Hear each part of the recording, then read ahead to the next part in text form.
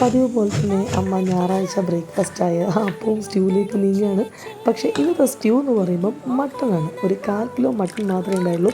ആദ്യം അരിയേണ്ട സാധനങ്ങളൊക്കെ സെറ്റാക്കി വെച്ചു. മട്ടൺ കഴുകി അതിലേക്ക് ഒരു ഉള്ളിയും കുറച്ച് ഇഞ്ചിയും 2-3 പച്ചമുളകും 2 ഉരുളക്കിഴങ്ങ് മുഴുവനോടെ ഇട്ടതാണ് കേട്ടോ. കുറച്ച് ക്യാരറ്റ്, പട്ട, നമ്മുടെ സ്റ്റാറില്ലേ അതും, കുറച്ച് ഏലക്കായും കൂടി ഇട്ട് കുറച്ച് ഉപ്പും കരിവേപ്പിലും ഇട്ട് വെള്ളം ഒഴിച്ച് അന്ന് വേവിക്കാൻ വേണ്ടി വെക്കാം.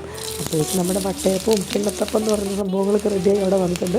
ഇനി മറ്റൊരു പാത്രത്തിൽ വെളിച്ചെണ്ണ ഒഴിച്ച് ഉള്ളി, ഇഞ്ചി, പച്ചമുളകും കൂടിയിട്ട് അതൊന്നും ഇതുപോലെ ഒരു ലൈറ്റ് ഗോൾഡൻ കളറാകുമ്പോൾ നമ്മൾ വെന്ത മട്ടനും കൂടെ ചേർത്ത് കൊടുത്ത് 2-ാം പാൽ ഒഴിച്ച് കുറച്ച് കുരുമുളക് പൊടിയും കുറച്ച് ഗരം മസാല ഇട്ട് കൊടുത്ത് തിളച്ച് വരുമ്പം 1-ാം പാലും കൂടെ ഒഴിച്ച് കൊടുത്താൽ നമ്മുടെ മട്ടൻ സ്റ്റ്യൂ റെഡിയാവുന്നതിന് മുന്നേ കുറച്ച് നെയ്യിൽ നമ്മുടെ ഉള്ളി ഒന്ന് ഫ്രൈ ചെയ്തെടുക്കാം.